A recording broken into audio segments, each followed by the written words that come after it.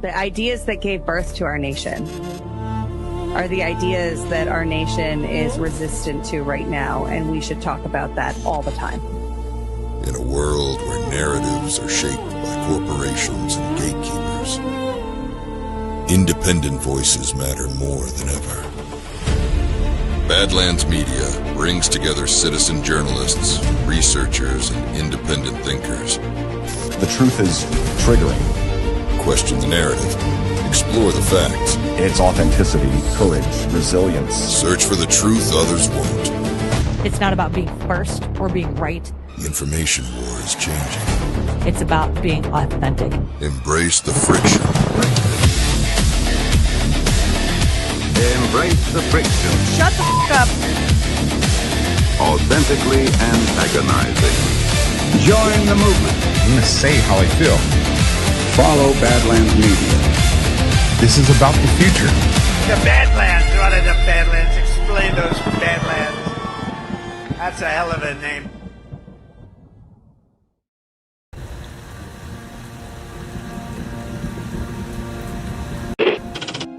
Mr. Vice President, I'm going off script again, I know, but I just want to personally thank you.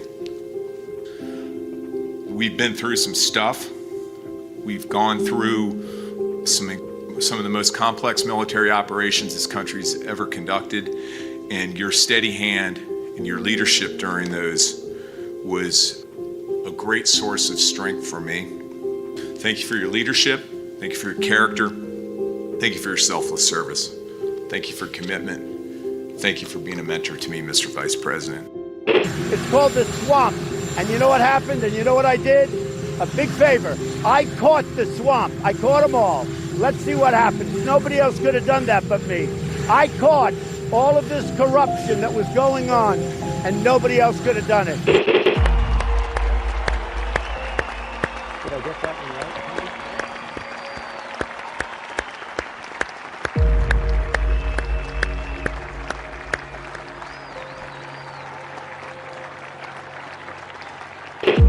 Every 4 years, we gather on these steps to carry out the orderly and peaceful transfer of power.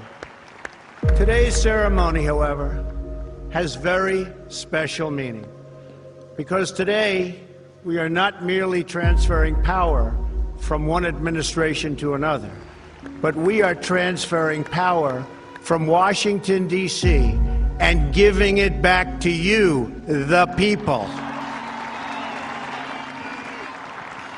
For too long, a small group in our nation's capital has reaped the rewards of government, while the people have borne the cost. Washington flourished, but the people did not share in its wealth. This American carnage stops right here and stops right now. The forgotten men and women of our country will be forgotten no longer. From this day forward, a new vision will govern our land. From this day forward, it's going to be only America first. This is a president of the United States who is a danger to the republic. America first.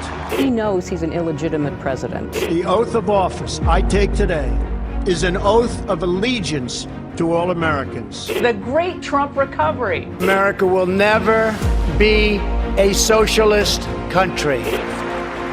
I will fight for you with every breath in my body. Russia, Russian, pro-Russian, Russian, Russia, Russian, Russian, Russia, the Russians. Russia. And I will never, ever let you down. A dangerous virus is spreading rapidly in China, and U.S. officials are very worried that it could come here. This is really the worst attack we've ever had. This is worse than Pearl Harbor. This is worse than the World Trade Center. There's never been an attack like this. The time for empty talk is over. Now arrives the hour of action. What they're doing is using COVID to steal an election. Together, we will make America strong again. You know what it's about? Fraud, fake ballots. We will make America wealthy again. They are trying to steal the election. Now, under the leadership of President Trump, we are fully realizing President Kennedy's prescient view of special operations forces.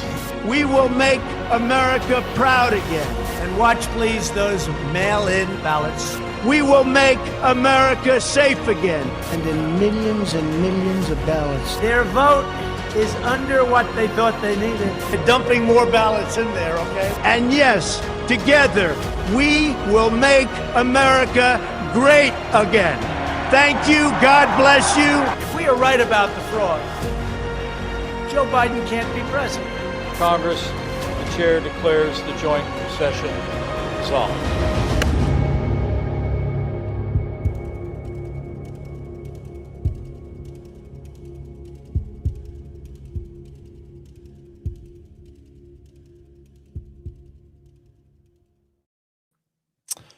Well, good evening, everybody, and welcome to the Saturday edition of the Devolution Power Hour. I'm your host, John Herold. As always, on Saturday, I am joined by Chris Paul. Chris, how's it going, man?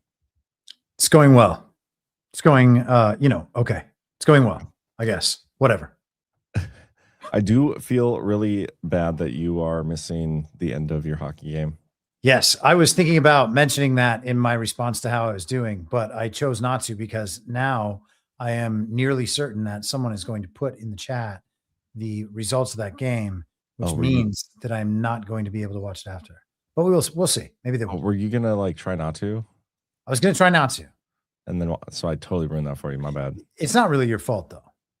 I mean, yeah, you probably. It was caused by you, but there's no way to hold you blameworthy. If you could have told me, I was like, hey man, I'm not gonna watch the game. Don't bring it up because I'm definitely gonna talk about my Wild a little bit because we're going to win the Stanley Cup, bro. After what I saw tonight, I am fully convinced. I am on that rug 100%. I'm ready to be heartbroken again. Mm-hmm. It was a good game today, 6-1. That was insane. It was awesome. I'm going to a game. If we get a Pittsburgh, I told you this before the show. If we get a Penguins Wild Stanley Cup, we're going. We'll probably do a DPH from the stands, a very short one, but we'll do it. I'll be there. Yeah. I remember. I haven't watched. The Penguins have not sucked, but they've not been in the playoffs and not had playoff runs for many years now, since 21 or something. And so I was remembering how uncomfortable it is to watch tied Stanley Cup playoff hockey. Yeah. Do you want me to give you spoilers as things pop up? No. Okay. No. I'm going to do my best to not know and then enjoy myself after. Okay, well, you should avoid the chat tonight then. I'll do the same. All right. But yeah, playoff hockey is just a whole nother level. I got excited. I don't watch much regular season. I keep up with it. I follow it. But I told my girlfriend, because this is the first playoffs we've been together, I was like, I get really amped up for this stuff. Most into the games I'll yell, I'll scream, I'll curse. And she got to experience that firsthand tonight. But yeah, Wild haven't won a first round playoff game since 2015, I think. Wow. Not even a game. Or sorry, playoff series games before, but they haven't won a first round playoff series since 2015. So I'm with you. And Sidney Crosby hasn't won a Stanley Cup since 2017. So that's been really rough too. Yeah, but it can't be that rough. You've won how many Stanley Cups with him? He's been around for 3, and then the Lemieux Yager team won 2. See, the last championship that I can claim to have experienced, even though I was only 1 year old, was the Minnesota Twins 91. That's pretty awesome. I remember watching that on TV. What's that thing? I don't actually remember it because I was 1 year old. That was Kirby Puckett, right? Oh, yeah. My first dog's name was Puckett. No kidding. For him. Yeah. Man, I bet I could remember a bunch of players on that team if I had to. Knobloch. Was there Chuck Knobloch on that team? Yeah. He had the best batting stance in the world. Gosh, I'm trying to think who else. I think Otis Nixon was on the Braves at that time. And I think maybe that was like Andrew Jones first time around. So I used to be crazy about baseball then because the Pittsburgh Pirates were actually good back then and played in 3 consecutive National League Championship Series, if I'm remembering correctly. Or maybe lost to the Braves in a bunch of lost to the Braves. Yeah. And that Sid Bream play at the plate, Barry Bonds throwing it in from left field. Oh, yeah. Totally got robbed. And everything fell apart after that. I remember Barry Bonds went out and signed with the Giants, and baseball players would be more likely to stick around with their teams. Free agency wasn't such a big thing at the time. And he went and got this astronomical contract from the San Francisco Giants and left a superstar Hall of Famer, one of the best players of all time, in the prime of his career, left. Guess how much that contract was? 7-year contract. Back in Like what year was it? 93 or maybe 94. I think Barry Bonds? Yeah. Gosh, I mean, it couldn't have been much, like $20 million or something stupid. $45 million over 7 years, if memory serves. And that was huge. Nobody could even believe it. And now players are getting that for 1 year. Yeah. If not, like, that's not much. Like, didn't who was the one? So Hotani or whatever? Didn't he get like $1 billion or something retarded? Giovanni Soto, I think is his name. Is that what you're talking about? Yeah. I think he got like $750 million over 10 years or something. Gosh, it's insanity. Yeah. Insanity. But yeah, sports are fun. I wish Minnesota sports were better. Hockey's like our only chance, though, if we're being honest. We got a Russian in there, good Russian. Got one of the Hughes brothers. Yep. It's going to be a good year. The Hopefully. Hughes brother. Like the dude that was the dude. Well, he didn't win the Stanley Cup. It's it's his brother who won it. Wait, his brother's the better of the two, in my opinion. He's a defenseman, but he's like the best defenseman in the league. Oh, yeah. It was Jack who won, and this is Quinn. This is Quinn, yeah. All right. Well, everybody who is a DPH fan, the show starts at 9:45. Yeah, after some hockey talk. Yeah. But no, oh man, there's something else on this I was going to say. I don't remember. Whatever. Well, hopefully I'm wishing your team well. Are they playing at home, by the way? They are, yes. Well, anyway, there is plenty to discuss tonight. It's been a fun week in news. Lots of discombobulating. Friday was fun because Trump went like ham on social media about opening the Strait of Hormuz and like the war's over and negotiations are, well, I mean, it's basically done. We're going to go in there and get the nuclear dust. We're going to bring it all back in mason jars and stock our shells. It's just going to be great. And then within 24 hours, we're getting reports of, well, maybe none of that happened. There's a great CNN story we'll go through a little bit. Like the 24 hours of a whiplash over the Strait of Hormuz and how it unfolded. We also have a leak from SCOTUS, and it's fairly interesting. So not just the leak itself, and what was the other leak that came out recently? One of the decisions, was it the Dobbs decision? Dobbs in 2022? Yeah, 2022. Well, now there's like more documents from Supreme Court that has come out, leaked out. And we can talk about how that's being framed as like an anti-Trump thing and an anti-conservative thing, an anti-SCOTUS thing. Plus just the memo itself and what it says is fairly interesting. And the timing of it, we'll get there. We got a whole bunch of other Trump True Social posts we can get into. We got, just trying to go through my tabs here. Trump's ballroom is kicking back off. Another court gave it the approval. So there's some whiplash there. The document stuff that's going on right now and the Rico Grande conspiracy. There's an interesting move there I want to get into as well, because I would say that's one of the things a lot of people, if there's a rug that people are on, there's like two of them. It's the election rug, like election integrity rug, like, hey, maybe we'll get to the bottom of that and fix those things. And there's also the Rico Grande investigation going down in Florida.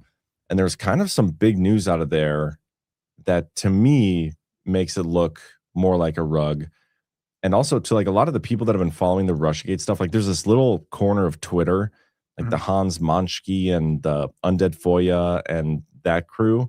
Like they're very into that stuff, and they always like retweet each other and they're digging and whatever.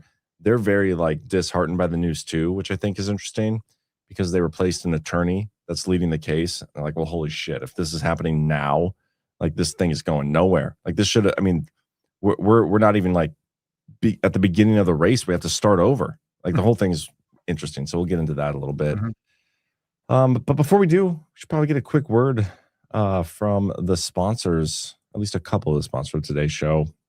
First up, we're going to do some soft disclosure. I am a kung fu master. Hoo-yah!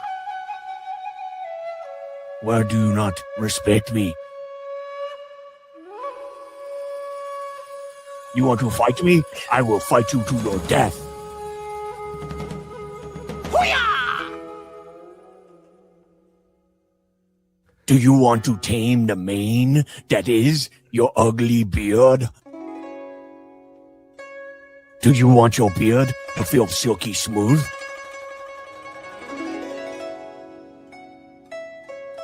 You want to make it illustrious, like my Kung Fu beard? Then you need soft disclosure, beard oil.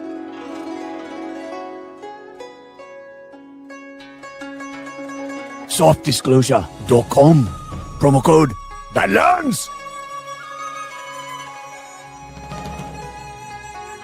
A soft disclosure on your beard. Many lady come to you.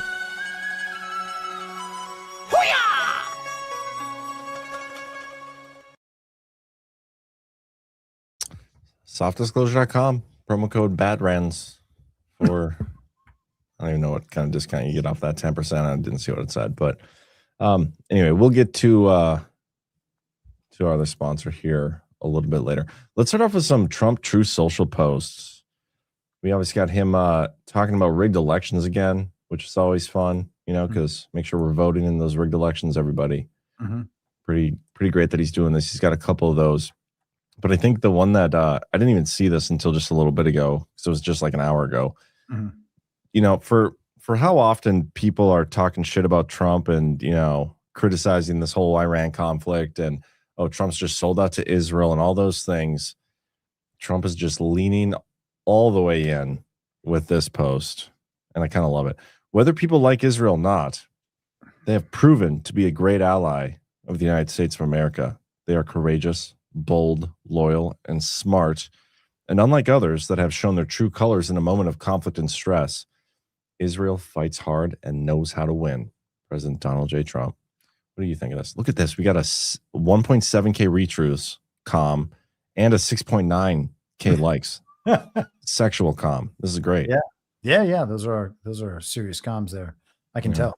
I guess that you just have to trust Trump, right? That's what I'm told. So that makes Israel our greatest ally.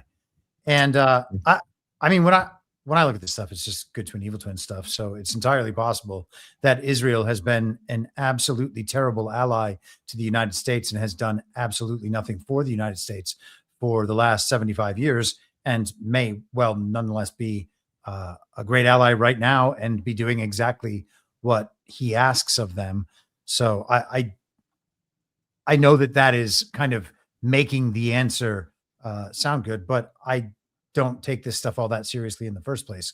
So I think that there are other ways to look at it. And I imagine that Trump is speaking in those ways, or he's just blowing smoke around. The big thing I think that they're trying to accomplish throughout this time. So I think that we are essentially being given the kind of pre-World War II narrative all over again. It's trying to make Trump, Hitler, and MAGA Nazis. And, you know, we're moving away from the global central banks, and we're bringing tariffs back in and taking their system apart on some level, or at least removing the United States from it, which is kind of the same thing. And so if they're able to run that same narrative playbook over again, well, then the same result happens. And so Trump, I think, is making sure to thwart that. And part of doing that is creating this lengthy historical record of him being a friend of Israel, him being a friend of Zionists, and the people online constantly attacking him for exactly that make it really hard to sell him as Hitler. Yeah, I also think part of the reason he does this stuff is for the online game, like completely disregarding the actuals of whatever's going on. He wants all these people that I would say they're ops. A lot of these people are ops. Like they're the ones that are framing him as incompetent, being super disingenuous about it. The ones that wrote his coattails, like in narrative warfare, those are the type of people you want to expose. He's giving them so much ammunition lately, and I feel like it's got to be on purpose. And then Friday, when he announced the Strait was open, and then one side of the whole Twitter sphere was like going nuts, like, see, all these panicans, told you so, and all those things, and they were taking their rounds, like dunking on everybody. And then today, everybody else on the other side is like, see, told you, nothing really open, nothing changed. Like they're just going back and forth, trading I told you so's, and Trump's just leaning into it on all sides. It's kind of great. And then the whole Jesus thing, where he put out that post and and now he's going to do some sort of Bible reading tomorrow or something. Again, kind of leaning into it. I just think it's pretty interesting, but not really off par from what Trump normally does. Yeah, and that Bible verse is particularly interesting too, with the status of the Solomon's Temple.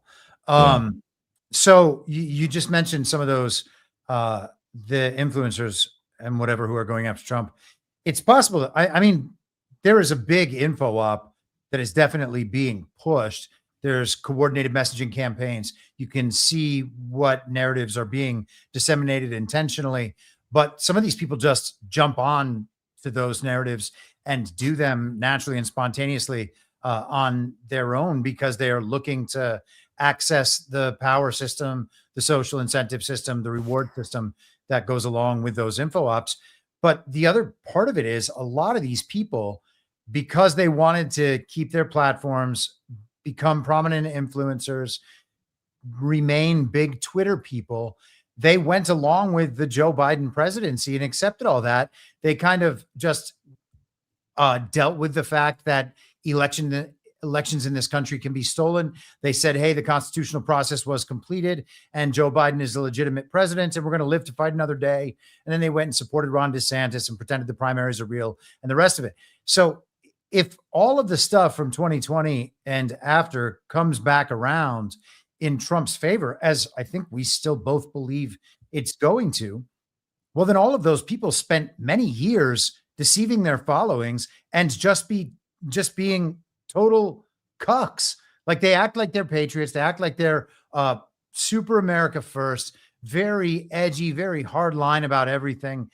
They're the ones who are the ultimate truth tellers about Trump, but they cucked out. And now their history is of them doing that. So how do you succeed when that is your past? Well, you got to figure out how to get rid of Trump. And it seems like everybody's been doing that for a really long time unsuccessfully. Yeah, and if you're Trump, I mean, how do you give, the government back to we the people? Those influences you're talking about, they're part of the problem. Oh, yeah. One of the interesting side quest stories that's going on right now. Have you seen anything that's coming out of Ashley St. Clair recently? I did see that the other day, that video where she's like putting her makeup on and describing the paid influence campaigns, quote unquote, on the right. Yeah. She's like starting to do some tell-all stuff about the she almost went after the Mar-a-Lago influencer crowd and ConInc.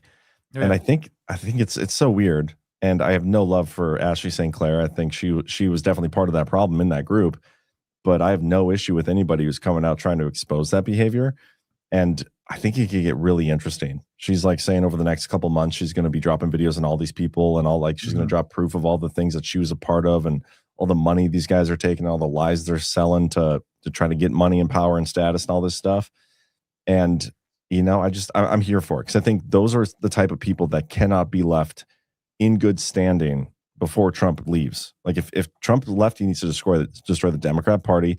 You could say that's already done or in the process. He needs to destroy the Republican Party, both sides of the uniparty construct. He needs to destroy the mainstream media and the media that's trying to replace it in ConInc and the influencer crowd. And all those things need to happen before he leaves. I am 100% on board with everything you just said. There's two things about the Ashley St. Clair thing. She's totally right about the paid influence campaigns. That's something I've been talking about for the entire time. Oh, yeah. I think that, I don't know if you and I have talked about it on this show, but I've certainly talked about it plenty of times on my old podcast, which, we'll come back sooner or later. I in Hollywood, I was for a time a partner. We had a digital media company that represented celebrities and brands in social media. And what companies like that do is they kind of create the celebrity or brand's online persona and speak in the celebrity's voice. We figure out what a person's interests are naturally, and then kind of build content around those interests so that we have stuff that we can push that's going to relate to different demographics out there based on those shared interests. And that is to use that model that is normally used for increasing an influencer's profile and making their account platform for ad sales, that can be used for political ad sales as well. And that was one of the things I noticed in the summer of 2020 is that all of these influencers and actors and whatever, people that I knew in person were posting paid influence campaigns that were COVID propaganda, election propaganda, and the rest of it. And I was like, you guys are making more per post than the average American makes in a year. And you're getting paid public dollars to propagandize the people paying the taxes. And so that was one part of the Ashley St. Clair thing. And then the other part was she was talking about that they were on these group texts where they coordinate the messaging. Yeah. And that happens 24 hours a day, year round. Like when you see the same messages coming out of influencers, it's because it's all coordinated. These people are not honest dealers. This is what they do. They're not analyzing politics when they see things come out in the news. They are creating news together and creating the illusion of consensus. And so this was from a year ago in Semaphore. We actually talked about this at Agart last year, but this was Ben Smith in Semaphore. Ben Smith used to be at the New York Times, the group chats that changed America. And this is all about like Mark Andreessen. There's Mark Cuban, some Indian guy. And yeah, I don't know who the rest is. Is that a conehead? But no, that is Mark Andreessen, who is a conehead, but that is not like one of the movie coneheads. Gosh, I haven't seen that movie in so long. Have you guys done that yet on Story Hour? Coneheads? No, I've never seen that movie. I cannot imagine I will ever watch that movie. Well, I'm going to make sure Burning Bright forces you to at some point. That sounds terrible. It's going to be my influence campaign. My paid influence campaign on Burning Bright is to get you to watch Coneheads. Making him choose it. Anyway, continue with your point you're making. It was really good. Well, no, I'm just saying. So that article, everybody should check that out. That was all about these. This in particular, like Mark Andreessen is the kind of uniparty left Peter Thiel, and he is one of these guys pushing the Great Reset, accelerationism, the tech acceleration, and the rest of it. And he was the sponsor of Barry Weiss's The Free Press. You can see the media operation happening from a high level. And this article does a really good job of laying out how these things happen all day, because the algorithm is feeding us what these text groups and what these paid influence campaigns produce. And so our world, our reality, our conceptual reality is being built by these paid influence campaigns. This is not like people reporting what's happening out in the world or giving their individual opinions on what's happening. This is coordinated messaging meant to make people believe there are consensus opinions forming around all of these different viewpoints. And you kind of, you mentioned the Trump side yesterday saying, hey, we told you so. Trump's got this under control. And then today, after news cycles of examples of how Trump doesn't have it under control, then that other side is coming out and doing this. And they're just basically saying, like, each side, because there's no underlying reality that anyone can point to and say, oh, this is what actually happened. They're all just exchanging authoritative claims. It's just like a battle of people going, nuh-uh, online. That's so true. I always wonder like how much money is actually involved in the social media game. Unfortunately, we have never even been invited to be part of any of those text groups. But you look at like DC Drano, and he, I want to say it was like $120,000 he got to post pro marijuana legislation or anti-marijuana. I don't remember which one, but it was like there was a ballot measure down in Florida having to do with marijuana, and all I had to do was post like 3 posts, and that's all he did. He got like $120,000 for it. It's like just insane amounts of money. And these other people, I would say that's just a ballot measure. What about like the actual consensus of people? And you don't even have to actually change the opinions of anybody. And this is what I like, where I see things. They're just trying to get the apathy moved one way or the other, right? They just want, it doesn't have to be in reality, but they just need people to believe that, like, okay, I guess I could understand that many people out there do believe that one thing, and that's all they need. Like, how much money is in that? And you think of 5th generation warfare, how much money we spend on like bullets and tanks and all that shit over like traditionally how much money we've spent on that. If this is the future of warfare and the current state of most warfare, you got to imagine they're spending just as much on information warfare too, aren't they? Like billions of dollars. It's got to be everywhere. Yeah, I mean, Turning Point USA is a paid propaganda network that takes in like $100 million a year. Well, what's that money going toward? And we're told that it's going toward their on the ground action so that we can win fake elections. I mean, what a bunch of bullshit that is. But yeah, why wouldn't they spend all this money? And elections, the amount of money that they spend staging fake elections as though they are real, that's an enormous amount of money. But it's all worth it because it tells the slave class that you actually chose all this for yourselves. In terms of the DC Drano of it all, the Trump derivative content economy is booming. And I can't imagine how many billions have flowed to internet personalities because they are pro-Trump. And, you know, part of our audience certainly watches us because we, or certainly kind of found us at the beginning, whenever they found us, because we are broadly pro-Trump. But the people who are doing this specifically, like that is their personality, that is what they pitch, man, there's a lot of money in that. There's a lot of money in hate Trump, and there's a lot of money in love Trump. And that's what we see online all the time. In fact, man, I don't know if I can find this. I'll see if I can find it quickly. But there was an article on Substack from many months ago, but talking about how like all the top Substack, the most profitable Substack accounts were just engaged in slinging Trump hate all the time. And the amount of money in it is extraordinary. In Trump hate? Yeah. People with like 200,000 paying subscribers and stuff like that. 200,000? Yeah. I'll find this lady's account. I can't remember what her name is now, but she's like an enormous Substack account. Wow. Yeah. Is it Robert Reich here? Why standing up against Trump is good for, well, that's only for paid subscribers. You know, that reminded me when I went to Mar-a-Lago one time, right? I was invited to Rumble's. It was the screening of, I want to say it was Dinesh D'Souza's movie. I can't remember what it's called now. I think it's the police state one. Yeah. I think that's what it was. And this is like my only interaction with DC Drano, because I had engaged with him before online before meeting him at Mar-a-Lago. He was supposed to come on our election coverage show, like the November we launched Badlands. Do you remember that? We did that big long full day of election stuff. He was going to come on. He didn't. We had messaged before about some devolution stuff, and he had stolen a few bits of content here and there, but I kind of forgave it.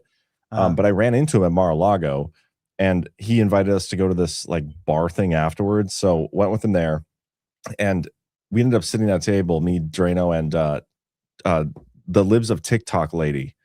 It was her. I don't think it's manager, or like producer, like the one who scheduled her shit, like the guy who like ran her business side of things. Just sat there with them for like an hour and a half, and nothing ever came of it. And like, you know, they were talking about, oh, you should come do this. You should come do this. I'm like, I'm just a North Dakota guy. I'm, you know, going through divorce. Don't have time to do any of the things you're talking about. And so I never did. I never followed up with any of them.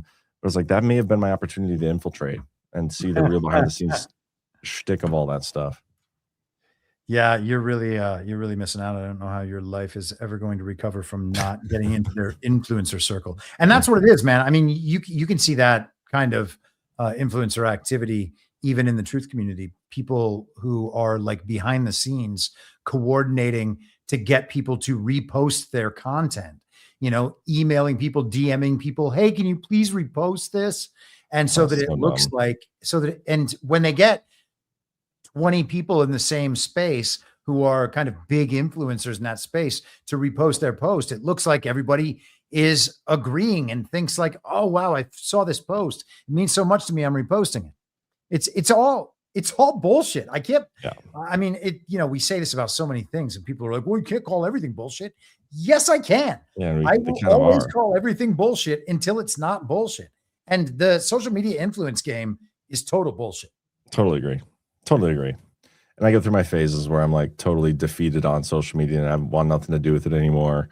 And then I come back and I'm like, well, might as well. I'm here. I'm queer. I'm ready to post some shit. I want to show you this Trump True Social post. Do you remember JD Vance went to TPUSA the other day? I think it was this week. And Erica Kirk ended up backing out of security concerns. And that was its whole social media boondoggle of its own. Like, it was like, oh, there's no security thing. And I did find it weird that, you know, it's safe enough for JD Vance, but not safe enough for Erica Kirk.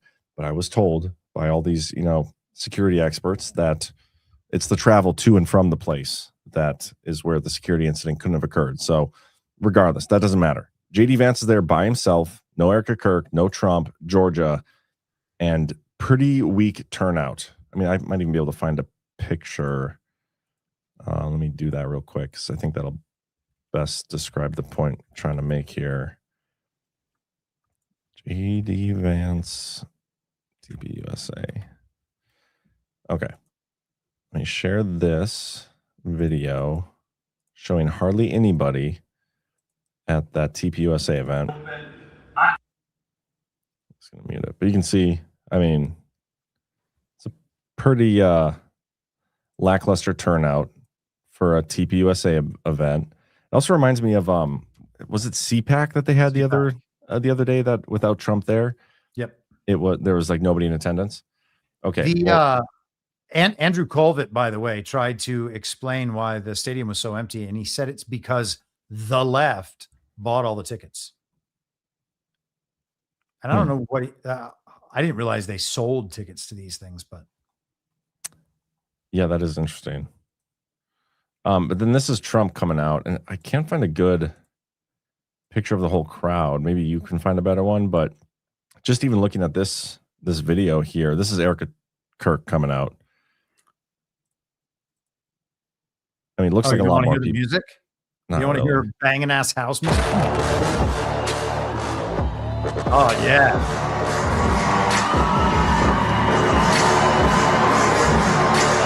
Yeah, Chris Musgrave sent me this. He's like, bro, you need to come out. Why don't you come out to Gart's like this? I was like, bro, how the fuck are we going to afford that?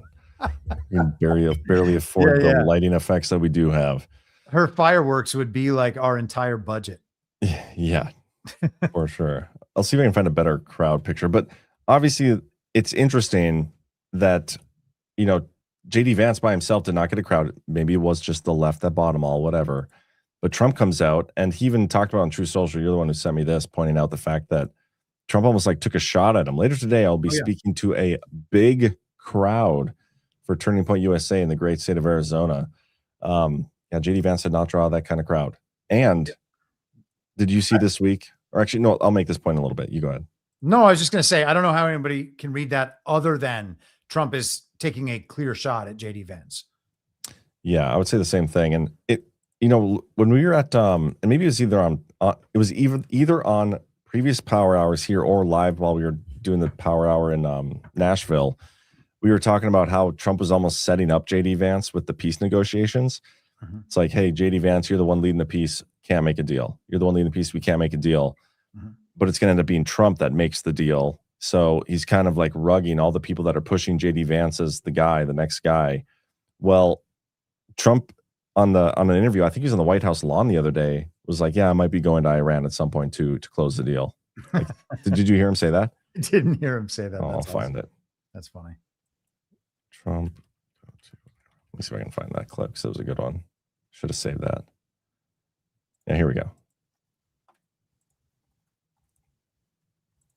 Thing right now is to make sure Iran can never have a nuclear weapon. Would you ever go to Pakistan to seal the deal yourself? I would go to Pakistan, yeah. Pakistan has been great. They've been so good. Islamabad, I might go. Yeah. If the deal is signed in Islamabad, I might go. The field marshal has been great. The prime minister has been really great in Pakistan. So I might go. They want. Okay, I misremembered a little bit. Wait, let me finish this. Yeah, I might go, yeah.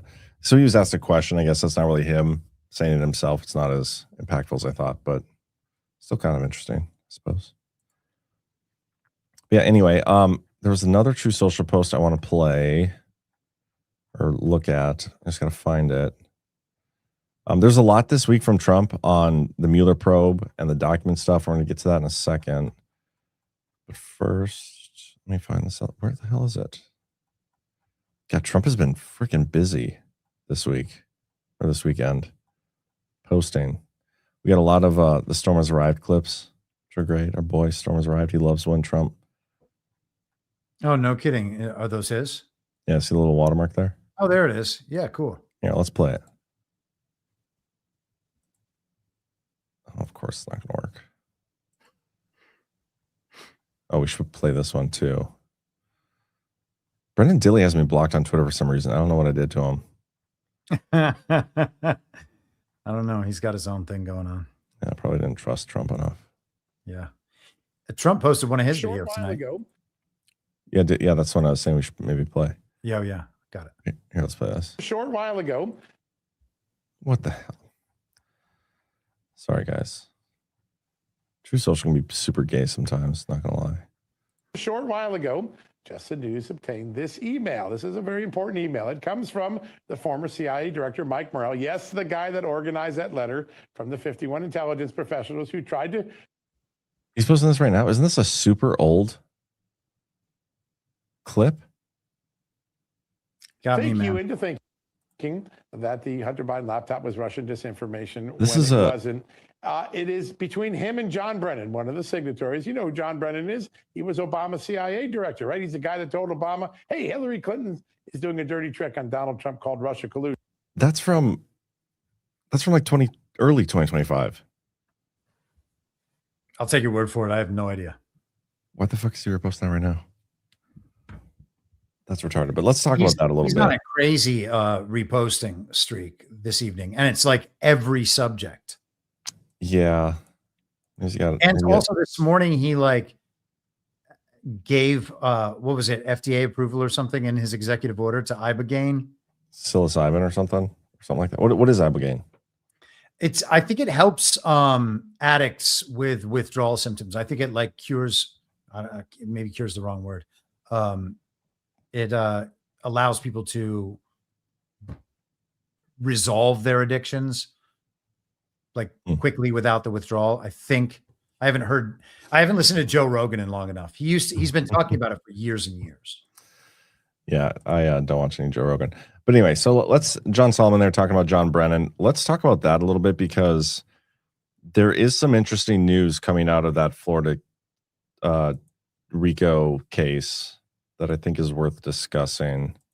Just going to find my right Twitter tab here. Where is it? I'm sorry, guys. I'm so unorganized tonight. This is ridiculous. I don't know where I put it. Hold for processing. But anyway, they changed the lawyer down in Florida and everybody's like freaking out about it. Here we go. This is the one. Okay. DOJ removes lead prosecutor in Brennan probe after dispute over charging timeline. The Justice Department has removed longtime Miami federal prosecutor Maria Medidas from leading the criminal investigation into former CIA Director John Brennan after she refused to accelerate charges. Medidas Long informed attorneys tied to the case on Friday that she was no longer overseeing the probe. Recent meetings between DOJ officials and prosecutors had officials pushing for faster action after being told charges could still be months away, which the officials told Quinones was not acceptable. Medidas Long previously served on the prosecution team that secured a life sentence against the would-be assassin who targeted Trump at his West Palm Beach golf course. So this is part of the big Rico Grande case that's going on down in Florida. And there's this section of Twitter, like the Hans Monkey, I kind of mentioned this earlier. They're super pissed off about this and think that it means that this is not going anywhere. And let me show you some of these tweets here, because it's not a good sign. Like, when did they announce this investigation in the first place? Was that like June or July of last year? And they started the strike force, which is supposed to allow them to move a lot faster. We got a whole bunch of unclassified documents throughout the late summer of 2025, and then we've got nothing and no movement. There's whispers and rumors of John Brennan getting an indictment, and then all of a sudden there's nothing. Now there's this undead FOIA account. Can you go back to the screen you just had and click on that CNN article? Because I'm almost certain I read an article yesterday about exactly this, and I'm almost certain that CNN article. So down by the bottom, like second or third to last paragraph. Can you go on that? Yeah. By the way, maybe you already have it, but there's a little browser. What do you call them? The little. Excuse me. What the hell are those things called? Why can't? Oh, the little. There's a browser extension that just like automatically puts the article into archive PH. Oh shit, that's awesome. Yeah. Okay, so there it is. Yeah, Meditas Long is an experienced prosecutor. Is that one?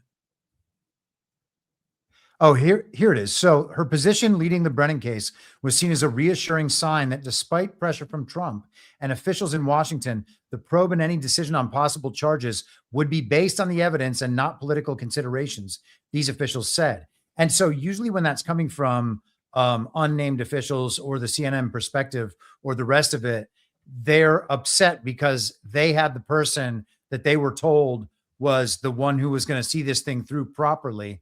And then that person gets removed at some late date, and then they have a meltdown about it. So you're saying the person they removed, you think is like, wasn't actually going to bring the charges?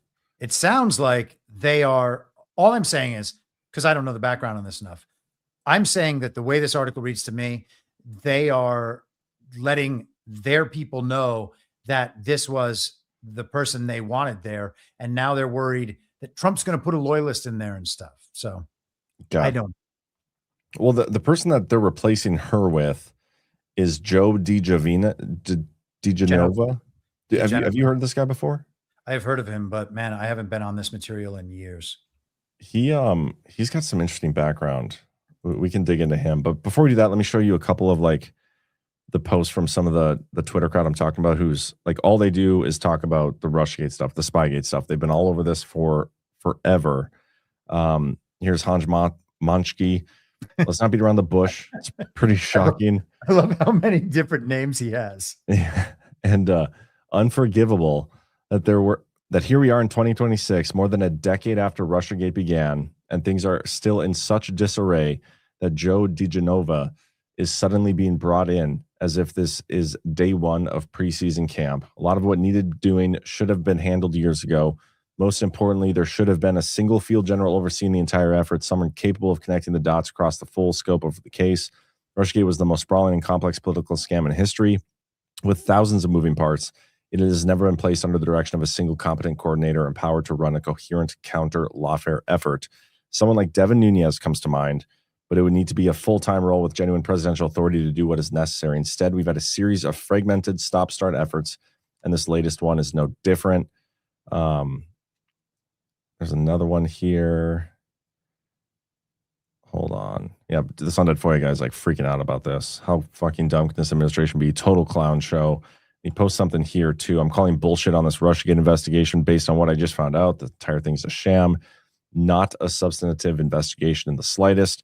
That's reinforced by the DiGenova being brought in. It's a clown show, a ruse. Nobody is investigating shit. I did ask him to elaborate on that. And by ask, I mean I posted in the comments, but of course he hasn't yet, and he won't. But yeah, it's not a good sign that you're this late in the game bringing in a whole new prosecutor to oversee the thing.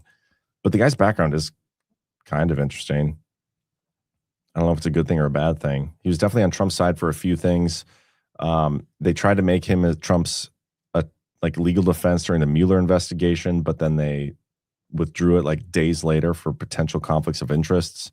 He worked with a whole bunch of people like Jenna Ellis, Sidney Powell, I think Giuliani, to overturn the results of the 2020 election. He represented Dmitry Firtash in his efforts to avoid extradition. I think he also represented Lev Parnas or whatever. Mm-hmm. I think that's his name. I don't know. Just very interesting. It's John Solomon's attorney, though, which is the one, shining light that I see out of the whole thing. Because I still have hope that Solomon and his connection to Kash Patel and the Trump's NARA representatives, that maybe he's going to start doing something. But I don't know. It's hard to look at this and not see it as a rug at this point. There's a lot of rugs out there. They're everywhere. Everywhere. Fucking everywhere. But anyway, I think that's all I got on this. It's just disheartening. But it is on the heels of... Did I talk about this on Wednesday? Let me play the John Solomon clip. Speaking of rugs. Solomon, Benny. I think I sent you this clip on Twitter the other day. How Benny Johnson had his mind blown by John Solomon. Oh, yeah. That's the first time he's ever been blown by a man. See what you did there, and I don't believe you. I'm going to give a code name. I know the FBI likes code names, so I'm going to make one up today. I think the president of the United States in the next couple of weeks will announce an operation. I would call the code name Hypersonic Clarity. We're going to get a... You see what he's doing when he's saying this? He's looking down to the right at his notes. So he had that written down. See that? Yeah. Yeah. Anyway. Gutfeld does that all the time too. He like writes out his monologues and just reads them as though he is spontaneously thinking of these things. It's a little unnerving. And totally authentic. Announce an operation. I would call the code name Hypersonic Clarity. We're going to get a level of transparency in a release and declassification of documents unparalleled in American history. The president's setting up something that I think will be unbelievable. There will be a speed of lightning, a speed of sound to release of documents. And those documents will help this prosecutorial team in Miami that's doing this hard work to not have to do secret proceedings and secret classified proceedings because the documents will be unclassified. The public will have transparency. The prosecutors will have. That will make it easier, I think, for the prosecutors to find the bad guys and sort the good guys from the bad guys out without having to have months and years of secret proceedings, what are called Secrecy Act hearings, which slow everything down. They're going to ungum the trail, and things are going to move quickly. I do think there will be some accountability. There'll never be enough for what we went through the last 12 years. We were deprived of a fair election because of this meddling in these PSYOP operations. We've been kept from information about vulnerabilities in our election system, which I'm going to have some good stories on that next week. But transparency can speed the prosecutorial accountability project. It's something that the deep state did well to keep Bill Barr from achieving before 2020. I don't think this Justice Department is going to fall for that. I think there'll be a speed of disclosure and a speed of prosecution that we didn't see in past years. The grand conspiracy case will be the ultimate thing. Can they make that? To get a grand conspiracy, Benny, you're going to have to do what prosecutors do when they take down a mob boss, right? Remember, they had to flip Sammy the Bull to get the Gambino family. They're going to have to take a capo in this intelligence law enforcement machinery and flip them. And if you get one big name person and you flip them, maybe a deputy FBI director, a senior FBI official, a senior intelligence council official, and you say, hey, we'll make a deal with the devil because you're going to testify up and down. I think they make that conspiracy case in a powerful way, and this begins to change very quickly. So keep an eye. Those are the things I'm watching for as a reporter in the next few weeks. I feel like Benny knows a lot about flipping a top, you know. Solomon sounds like he's got all of this stuff scheduled out already, which doesn't do anything to support the integrity of what we're going to see. Yeah. Also, though, like he was right for a while. Like it seemed like he was being fed stuff ahead of time. He had all the declassified documents. He had a whole tranche of things. I think was it the Arctic frost stuff that he released in like parts, like on the scripted thing. Like he got it ahead of times, but so did guy from the Federalist, and he's like, it's kind of gay what John Solomon's doing. Here's the entire thing for everybody if you want.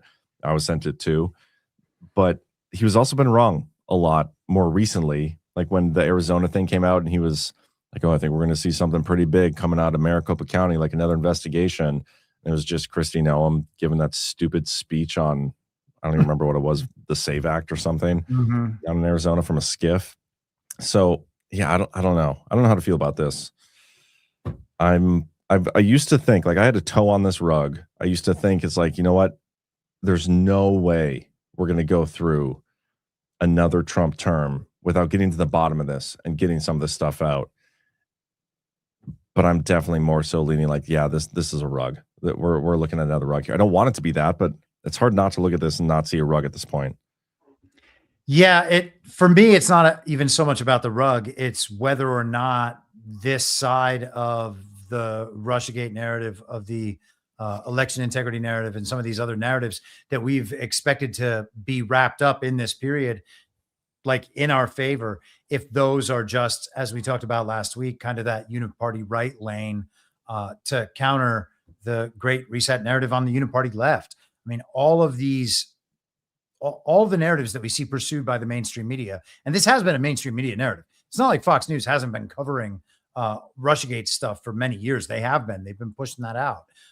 But I see all of these as potentially, at least, being part of that uniparty right narrative script, and that never spells good things. No, it doesn't. One more thing. I forgot to send this to you before the show, but remember back at the beginning of Trump's administration, they were investigating the chaotic withdrawal from Afghanistan, and they started investigating it, and they're like, yeah, we're working on this big report, but we're going to need like another 18 months. So we'll see you guys later. And they just like stopped it.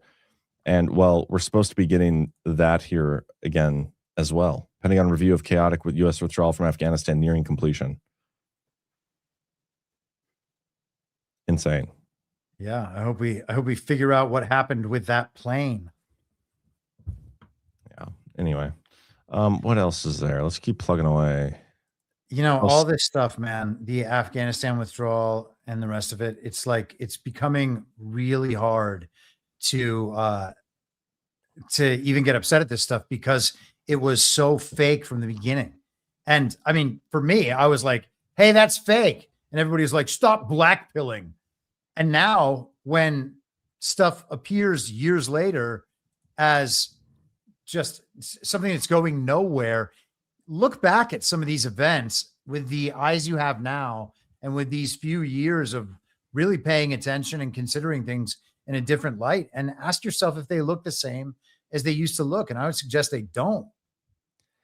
Yeah, I would agree. What I don't get about the whole thing, man, is it's like these really bad things, shitty things happened. We got promised a whole bunch of solutions and resolutions, and you know, like we're gonna get to the bottom of this and expose it and get some justice and accountability and whatever. And we're like, yes, that's what we want. And then we sat there and waited, and they kept reminding us of those things, like, hey, there's this story. We're gonna get you that accountability and exposure. And then there's this story. And they just keep going through, and every couple months and weeks, and they'll bring up the story again, like a Hunter Biden laptop, Ukraine stuff, the Russiagate stuff, the election stuff, and all these different things. And if they all were fake or whatever, but we're not going to get to the bottom of it, which it does feel like there's a lot of these threads that we're not going to get closure on, then why the hell did you keep reminding us of it? Well, I guess I would say, and this is the optimistic view, is that we are going to get closure on some of that stuff. Well, first off, like I was talking about last week, the standard of proof is ours to determine. That's true. I think a lot of these things are proven, and we just need to accept that and operate with them as proven for ourselves. In terms of the rest of it, they can be proven. They're just not going to be proven through these media channels and in the story sense that we thought they would be proven in, if that makes sense.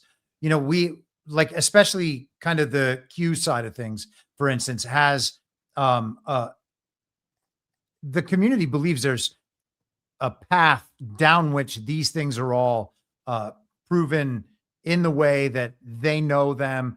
These things are going to come out through the mainstream media.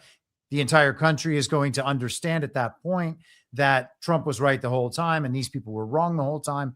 Well, every time a story comes out that says Donald Trump was right the whole time and that these people were wrong the whole time, the country doesn't believe them anyway. That's So true. we're kind of just not in the media landscape in reality that a lot of people still think we're in. So I don't know what it would mean if one night Fox News and CNN and MSNBC all said, breaking news, Hillary Clinton really was involved in the Russiagate hoax. Like, Yeah. they did that in 2021. And we're just like, oh. That's very true. And it's a good point. I'm not even necessarily meaning like, I don't care if CNN comes out and reports it. Sure. There are things that like you can look at a whole bunch of the circumstantial evidence we have and be like, okay, well, yeah, clearly this is what happened here. But we haven't had the definitive proof, I would say. And I know the burden of proof, like everything you said there is totally spot on. I just disagree with the, I don't think it matters as much about the mainstream media reporting on it.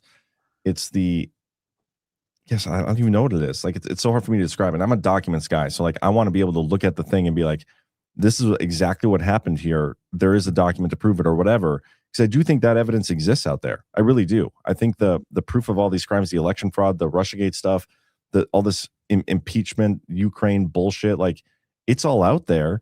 It just seems like there's so many things still within the Trump administration that is working against it. And it's almost like, I don't know. this is the kind of stuff that makes me wonder, as Ghost brought up at GART last week, like what if we are really in some sort of like the continuation of a continuity of government thing, like devolution still, and Trump never took us out of it, and we're seeing another like fake administration, and all these people in here are just another show, just like the Biden administration. Trump just happens to be the one that they said is the president this time, but still behind the scenes is this continuity of government thing, because there's so many things about this current administration that don't make sense and seem just as fake as the Biden administration. Yeah, I mean, I was saying this in 2024, so I know like you don't have to talk me into it. The election was fake. The thing has just continued. TV characters are in the administrative roles, or the cabinet secretary, the heads of agencies and departments, so that they can communicate these stories to the American public. But yeah, man, there's just a level to which this shit isn't real. So to ask for the official channels to give us these revelations, and that's what's going to substantiate them in the minds of the American public. I mean, what would it mean to see the indictments? We watched Trump get indicted. They were fake indictments. You know, the Alan Bragg thing, the Fonnie Willis thing, even the Jack Smith thing. They determined that he wasn't even a constitutional appointment. And so we've seen those things. Those things were meaningless. The Trump haters out there thought all of those things were the silver bullet that was finally going to take Trump down, which they've been waiting for a decade and they haven't gotten. Yeah. And so now we're kind of in the same boat, that we're waiting for this one magical moment that's going to take these people down. We're watching a show. I mean, I don't know. I don't know, man. And I don't want to sound like I'm blackpilling on this stuff. Again, I think that Trump's side of things is executing their plan with precision, and it is being falsely portrayed in multiple different ways by the media, falsely analyzed by the people online analyzing it, and then it's all being fed to us algorithmically. So even if Trump tells us all these things, we have these other forces pushing in on us and affecting our perception, because we still want to be part of the in-group. We want to be accepted among our friends. We want to be talking about the things everyone's talking about, and we want to have educated opinions about those subjects. Well, the subjects they're talking about might be fake. So having educated opinions about them is meaningless. Talking about them is just gossiping. It's a total waste of time.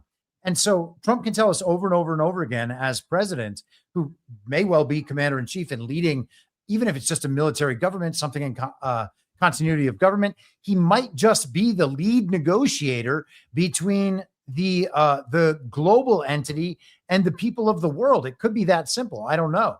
Obviously, I'm just setting up speculatively and hypothetically. I don't think that that's his role, but it might be. Whatever those roles are, he keeps telling us, and we're still like, I don't know about that. The courts don't agree with you yet, or the news media doesn't agree with you yet, or the influencer class doesn't agree with you yet. And the influencer class thing is absolutely crazy, because every day they're like, Trump is saying this, but we know that boats are making it through the Strait of Hormuz, or not making it through, depending on what time of day it is. And Trump is definitely wrong in all those situations. Well, every anti-Trump person has always thought Trump is wrong about everything. And they establish their credibility by saying that he's right every now and then. He could be right every single time, and we wouldn't know it, because we're too busy figuring out what the media said, figuring out what the influencer class says, figuring out what officialized documents say. You just officialize things through those channels. People listen to that shit, and then it doesn't really matter. Yeah. And the right side, the Trump cheerleader side of the same influencer class, is Trump is right about everything. And they establish their credibility by disagreeing him on some irrelevant bullshit. Right. But they're still agreeing with him on the basis of media reporting and making that match to what Trump is saying, so that there's a way that the media reporting in some regard is still real, and that the thing that Trump says reflects that. Yeah, it's just all so exhausting and annoying. It's like, just fucking tell the truth and get us out of this bullshit. Like, that's just, what are we gonna do? Dude, we're about to go through another fucking midterm cycle, 4 in a row now, of the same bullshit. It's coming. It's gonna happen. Nothing's gonna change in terms of the elections shit. Well, that's us getting the hose. And, you know, we had the discussion about the election stuff last week, and the point is, so one of the arguments that I heard and that I've heard for 5 years is that after this election, everybody's going to see a stolen election, which will give us the evidence about the stolen election, and it'll teach people. Finally, the normies will all understand that our elections are stolen. Well, that's a narrative problem. Okay, nobody has to vote to take on that understanding. We could all just talk about it honestly and say, "Hey, our elections are fake."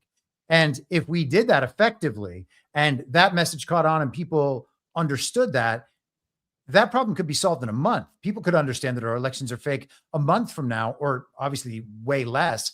But instead, we have to waste 7 months pretending that elections are real to then find out again that they're not real. And then, of course, we have the idea that elections are rigged and stolen, and that they're not fake, and that they're stolen because they have value, which therefore makes them real as long as they're not stolen. Well, that's circular reasoning. That doesn't make any sense whatsoever. And the fact that like sounds smart, I at some point we're going to have to make sense of these things, because they don't make sense now.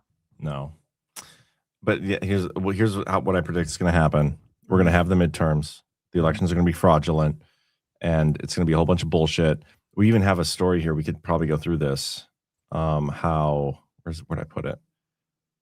How the left is basically starting to discuss plans about what they're going to do after retaking power. But we're going to have a whole bunch of like impeachment pushes. We're going to have, it's going to be a rerun of 2019, 2020. But then everybody online who was, all the mega supporters, the Q people and everything, who said, let's go vote and do all these things, we're going to get just more evidence and all that, they're just going to be prepping for 2028. It's like, we have to vote in 2028 though, guys. You don't understand how important it is. We just lost these. If we don't do it again, we don't vote again, we're screwed. We'll never have a country. Like, we've had the most important election, every election we've had since 2018, 2016. And it's the same thing over and over and over again. Like you keep saying, it's the hose. We keep begging for it. But yeah, we should go through a little bit of this. John Turley, fuck it, just do it. Carville lays out Democratic plan to add states and pack the court to retain power. Various Democrats have been openly discussing their plans after retaking power to change the system so they never lose power again. Democratic strategist James Carville has been one of the most vocal and returned to the subject this week in laying out how they will make D.C. and Puerto Rico states and pack the Supreme Court with a liberal majority. This podcast with Al Hunt, Carville explained, if the Democrats win the presidency in both houses of Congress, I think on day one, they should make Puerto Rico and D.C. a state, and they should expand the Supreme Court to 13. F it. Eat our dust. Notably, this week, New Jersey has just elected a radical new member, Analia Mejia, who ran on packing the court and other radical agenda items. And it goes on and on and on. You get the idea. There's another quote in here I do want to read. But before we do that, I want to get one more quick word from another sponsor before I forget. So let me do this quick, and then I'll get your take on it, Chris. And this sponsor is Rumble Wallet. Guys, we've been streaming to a lot of new destinations the last couple of weeks. And we're going to be adding more here soon. Just some technical difficulties we've got to work out. But Twitch, YouTube, you name it, we're streaming there. The downside is if you want to support us on those platforms, they can take up to 50% of the donations. YouTube, Twitch, you give a super chat, they will take 50%. Even the Rumble rants that you might give, Rumble will take 20%. But Rumble, as awesome as they are, have been working on a new technology, a new way that you can support creators, and we get 100% of what you give. Zero fees. You can super chat in Bitcoin, Tether USD, and even Tether Gold stable coins. Tip shows up in the chat. We read it like we always do. All you need to do is download the Rumble wallet in the App Store and send the tips in to your favorite creators here on Badlands. You can also go to wallet.rumble.com. It's an amazing way to get rid of the middleman and directly support your favorite creators. Big shout out to Rumble, Rumble Wallet, Rumble Studio for supporting the channel and making this technology. All right. What's your take on this, though, the Carville plan thing? Well, I guess that this is a plan that they've had around for a while, and the Uniparty doesn't even want to give people the impression that it's possible for them to take their government back, and that may well be the aim. The thing is, we are such statists that if they did that and they just changed the whole game board on us, without the people's consent at all. And that was one of the things I think that Turley mentioned in this article, that they would be willing to just go beyond consent and use like raw political power to accomplish that thing. We would accept that. And we'd be like, well, you know what we need to do is we need to win fake elections until we get enough representatives in government to be able to turn this back. Oh, the Democrats better not do this, because when they're out of power, then we're going to use it against them. We're going to hear shit like that. The only way out is to let go of our impressions about what this government is and what power it holds over the people. Yeah, no, this might be a good opportunity to get into the Supreme Court stuff. Because this stuff's pretty interesting too. Speaking of packing the courts and whatnot, this article came out, was it today? I think it was today, the 18th. Yeah. Inside the inside story of 5 days that remade the Supreme Court. It's a pretty long article. It talks about secret memos obtained by the New York Times, talking about the origin of the court's now routine shadow docket rulings on presidential power. And it goes back to an EPA ruling that came out under the Obama administration. And the Supreme Court, they were like just taking their break, I think, like their midwinter break that they take. And there was a challenge that came forth, and it was still like at a circuit court. Like it had a whole level to come up before it got to the Supreme Court. But they, I don't remember who it was, one of the states, West Virginia or something, they made this appeal up to the Supreme Court to kind of skip a step and rush it. And Chief Justice Roberts sends out a memo to the other justices and is like, hey, we should probably tackle this thing. And we'll get more in depth. I'm just giving the overview up front. We should probably tackle this thing. And then there's a bunch of memos back and forth, and they end up ruling on this in a matter of like 5 days. Like they totally, it was just totally kind of unprecedented how the Supreme Court handled this and made a ruling on it. And very interesting. But the shadow docket itself and what we've seen from the Trump administration so far and the Supreme Court during the Trump administration is very interesting. I think you had sent me something where Ash was like, I think this is kind of a little shadow devo proof, or subtle devo proof. And I would agree. Like this is pretty interesting. The most interesting thing, and I don't know if I'm getting ahead of ourselves here, but the timing of it, at the very end of this article, or towards the end, they talk about Scalia. I think it's right there above it starts above the picture and then goes below it. Yeah, the new normal. Pictures. Yeah. Go 2 paragraphs above that.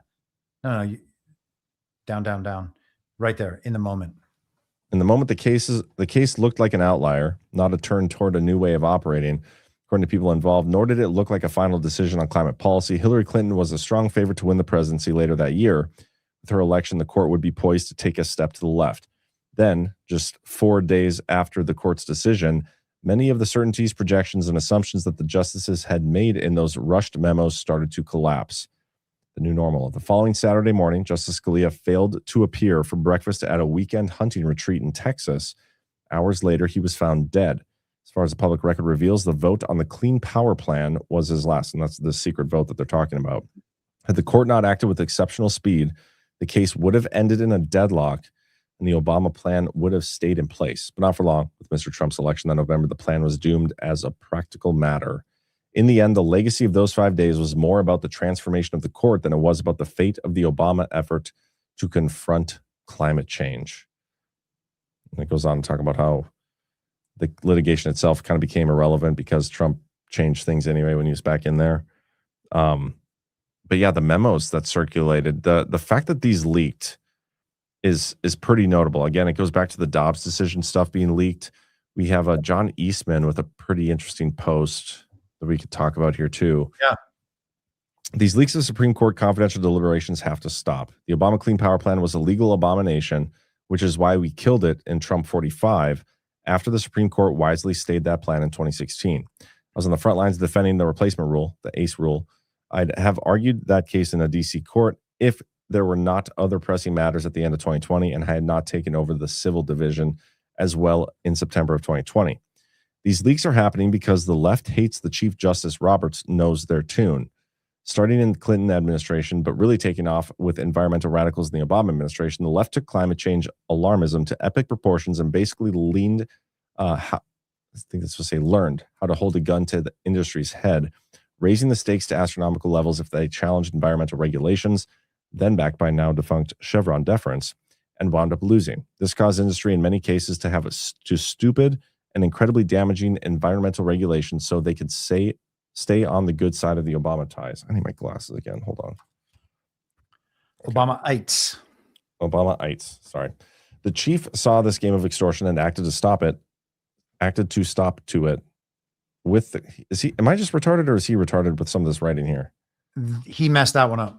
Okay. The chief saw this game of extortion and acted to stop to it with the quick 5-4 stay of the Clean Power Plan, launching howls from people like Professor Vladeck about shadow dockets, which makes it sound like the Supreme Court conservatives cook up dark necromancy in ancient cauldrons, when all they are doing is applying a standard 4-part equitable test and not delaying relief for so long that cases challenging massive regulations become effectively moot. And that part's important too, because the time game is a big thing with how the Uniparty has abused the Supreme Court and the court system broadly over the years. You know, you can make these court battles take months or years, and by that time, the thing that they are litigating has already played out in the real world, and as he says, it then becomes moot. Yeah, and that's what they even talked. He mentions in his original memo that he puts out there, the harm once incurred is irreversible. Given the long lead times and high capital expenditures required for the construction of new plants, once a utility takes steps to comply with the rule, its actions are not likely to be undone. As the EPA administrator has stated, the Clean Power Plan is being baked into the system right now. Interview of EPA admin Gina McCarthy by BBC World News America. Solar plants are not built in a day. Past experience makes the case for irreparable harm. On June 29th, we ruled blah, blah, blah, EPA stuff. One day later, the EPA announced that it was confident it was still on track to reduce the targeted pollutants, in part because the majority of power plants are already in compliance or well on their way to compliance. Janet McCabe, acting assistant admin for Office of Air and Radiation. In perspective, the Supreme Court's mercury and air toxics rule decision, in other words, the absence of a stay, allowed the agency to effectively implement an important program we held to be contrary to the law. And that's, like you said, the timeline of some of this stuff allows a lot of damage to be done in the short term by not issuing a proper ruling on it. Back to Eastman here. Let's finish this long-ass tweet. Will the DC bar open a sua sponte deep investigation? Did I say that right? Sua sponte? Sua sponte, yeah. Deep investigation to find the leakers. The leaking Supreme Court clerks have violated ethics rules 5 ways to Sunday. But don't hold your breath. The leaking clerks are on the left, and they get to act with impunity because DC is a one-party town. Furthermore, don't hold the reporters to be innocents here. The same paper that will use leaks like this to promote their leftist agenda by suborning ethical violations will happily endorse weaponized bar recommendations against lawyers associated with President Trump, even ones like me who defend privilege and confidentiality. The left's lack of legal ethics means nothing to the New York Times. To take a step back, this is all yet another manifestation of the two-tiered standard of justice. Basically, legal confidentiality cannot be maintained anymore, even in the inner chambers of the Supreme Court. Wild. Yeah, there's been no revelation about who the leakers were for the Dobbs decision, and maybe we'll get the same thing here. Sometimes when that happens, the problem with talking about these things from the kind of devolution perspective and the COG perspective is that we have to state a bunch of assumptions right off the bat. Like, this is the paradigm we're speaking in. And a lot of people, especially if they're coming to this for the first time, will think, well, wait a second, none of that. I don't see the reason why I would even engage this perspective, because that is so far from what people who follow the mainstream storytelling about all this would ever believe. But if we get into that mindset and we think that maybe this whole thing, this process, this plan, whatever you want to call it, started prior to, the period that we talk about, the post-election to January 20th, end of 2020, beginning of 21. If it started years before that, if it started back at this time, for instance, maybe some of these decisions that we hear about in 2022 with this court case. Maybe some of that was already kind of baked into the cake at this point. And these decisions in particular were major shots against how the uniparty and the deep administrative state in America has been operating for decades. The agencies were able to write these laws, and then the rest of the country just had to respond because the agency, not write laws, I should say, write rules. They'll just hand down these rules. There's no elected official doing it, does not actually carry the weight of law, except in this weird kind of inverted system that we operate under. This is a direct hit at that, and it's able to be done without really reporting the logic of the decision in the same way that they're used to. And that's kind of what the freak out is here. Yeah, the Supreme Court's been an interesting one to watch this term. It's become so far, and you could say this about you say this about the presidency, you could say this about Congress, you could say it about the Supreme Court. It's become like gotten so far away from what the founders originally intended it to be. Like there is no honest deliberative debate. There is no examination of the law as the founders intended with anything the Supreme Court does. No matter what it is, you can go at any ruling and look at it and be like, I know for a fact we're going to get 3 votes one way for sure, because it's always going to be the Democrats. They're always going to vote this one way, and then there's going to be probably 2 or 3, if that will always go what the founders probably intended, what it's supposed to be, and then there's 3 that are like totally up in the air. You never know. It's kind of wherever way the wind's blowing. Whatever way, I can't remember who posted it, but there was a while ago, some guy on Twitter, he was describing how it works. He's like, John Roberts will rule on something based on what he thinks the consensus the country wants is. It has nothing to do with the actual legality of it. It's like, this is what the temperature check of the country is. This is how I'm going to rule on it for the most part. And I thought it was interesting. And then Kavanaugh and Amy, Comey Barrett, they're kind of wild cards sometimes too, but it's so far from what the founders intended. And you could say that about all 3 agencies, including how Trump is operating in a lot of ways too, which is probably the point in a devolution, era. But yeah, it's been interesting to watch, to say the least. Yeah, I mean, the illegitimacy problem that we have in the legislative branch with the House and the Senate, they're elected officials supposedly. So if the elections are not real and not legitimate, then their legitimacy is immediately called into question, and I would say immediately nullified. The court is a totally different thing. There's no direct way to just suggest that the court is illegitimate off the bat, except for the fact that they are overstepping their power by leaps and bounds. But you can't even in some sense blame them for that, because that's a problem that was created just after, in the founding era, within the 14 years after after the Constitution was ratified in 1789.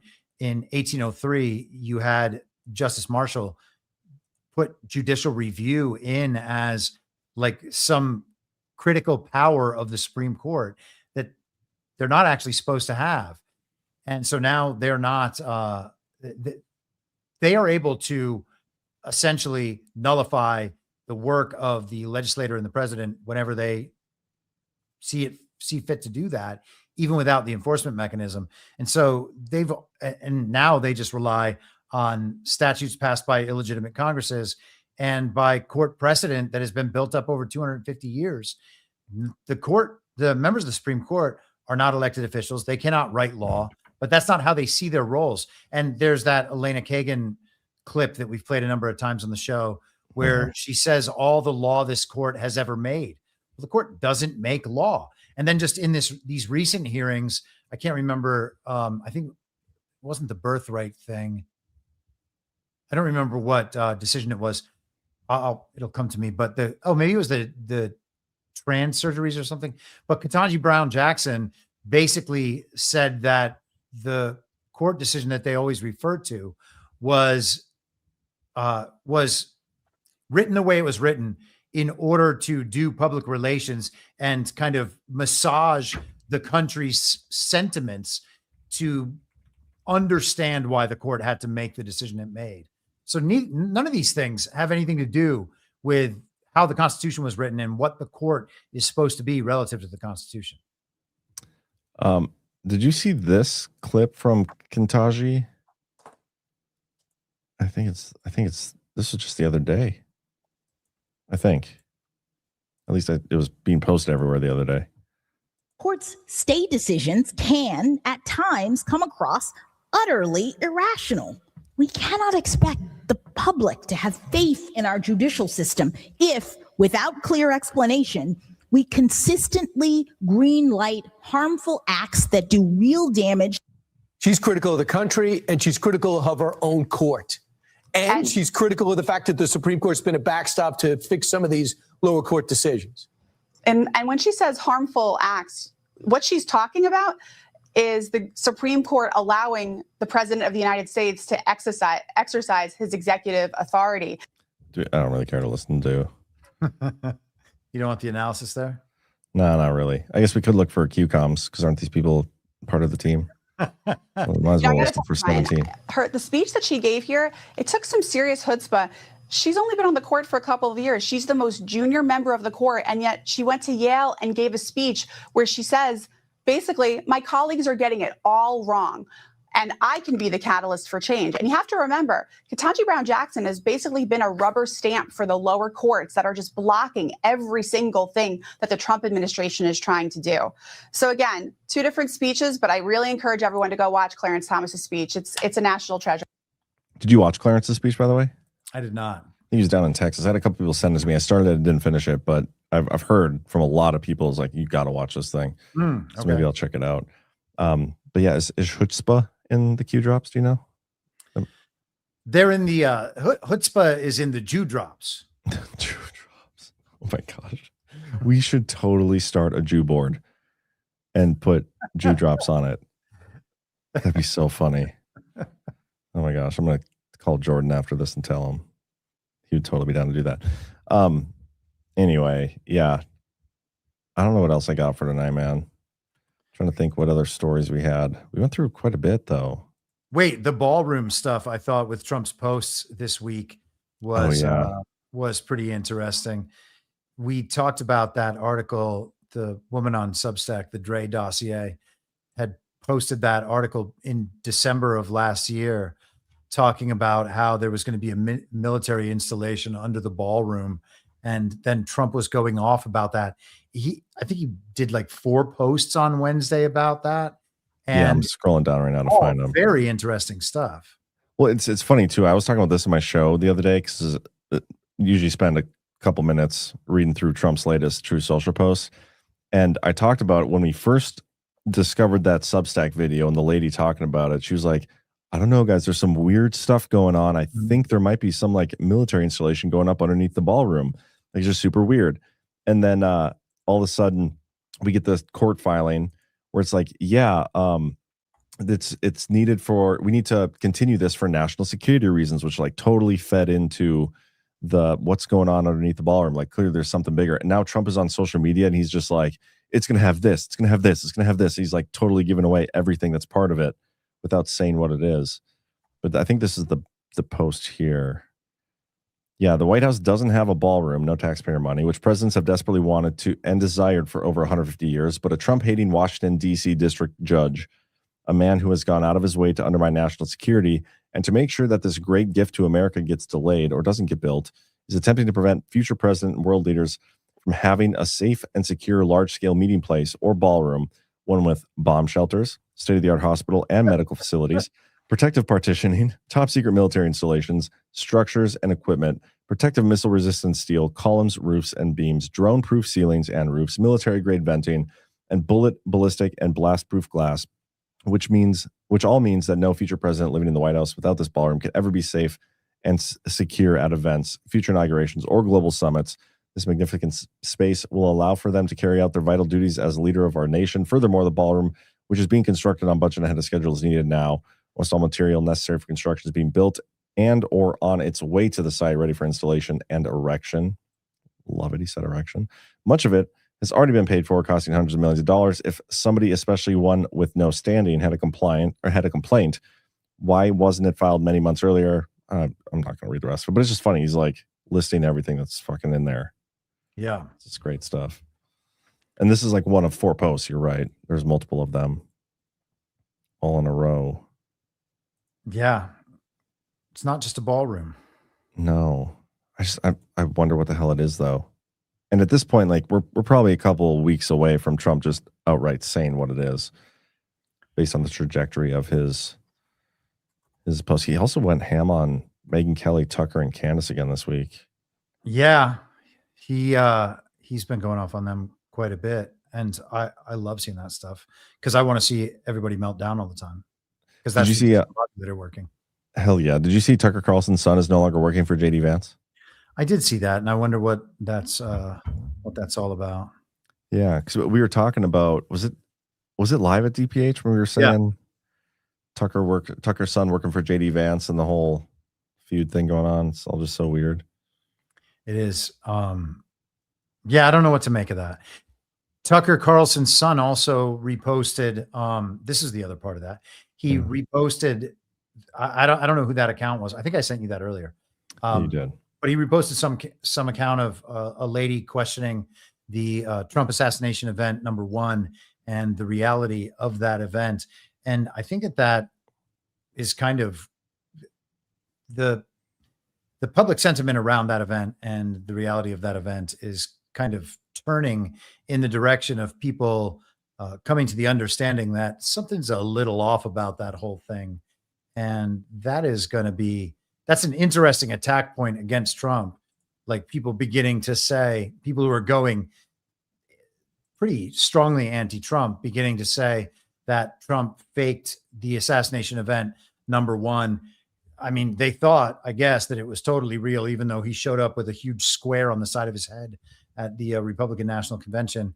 And everybody just kept talking about this thing. They decided that Iran did it. They decided that Secret Service lady failed everybody, and that the made-up character with no background was definitely the killer. I mean, I don't know how anybody believes this shit to begin with, but now to be talking about it at this level, saying that, discussing whether or not this thing is fake and what it means about Trump, it's important to remember that 2 days before assassination event #1, it was reported that Peter Thiel, who's like JD Vance's like big gay brother or whatever, got into a screaming match with Reid Hoffman at a billionaire meeting in Sun Valley, Idaho, about martyring Trump.